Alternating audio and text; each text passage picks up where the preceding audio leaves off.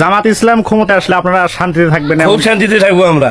আচ্ছা, ভগবান কি খুব শান্তিতে থাকবো আমরা। চাই যে এবার যখন আওয়ামী লীগ নাই জামাত আসুক। হ্যাঁ, জামাত আসলেই হ্যাঁ, মানে বাঙালি টাইট হয়ে যাবে, ইনশাআল্লাহ শান্তি পাবেন। কারণ এই যে পরিস্থিতি শুরু হয়ে গেছে, চাঁদাবাজি, সন্ত্রাসী, জি জি মানে ডাকাতি, খুন খারাপি, নানা রকম অশান্তি, জি জি জি, এটা জামাত আসলেই টনটন হয়। আশীর্বাদ করবেন।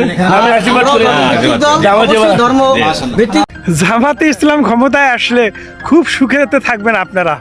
একদম একদম ভগবানের কৃপায় অনেক শান্তিতে থাকবো আমরা।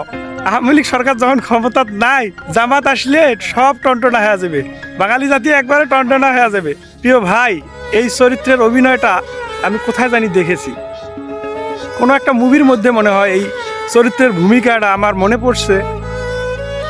মনে হয় লালনকে নিয়ে একটা মুভি তৈরি করা হয়েছে, মনের মানুষ, সেম ভূমিকায় এরকমই একটি দৃশ্য আমার মনে পড়ছে।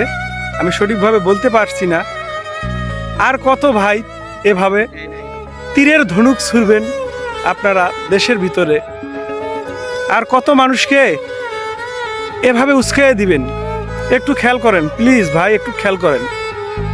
আমরা আর চাই না এদেশে খুনাখুনি হোক, এদেশের মানুষ সবসময় মৃত্যুর চিন্তা করুক, এটা আমরা আর চাই না। আপনারা রাজনীতি করেন না, আপনারা সিঁড়ি খুঁজছেন। বিএনপিকে আপনারা সিঁড়ি মনে করেন, বিএনপি এই অপরাজনীতি কখনোই করে না।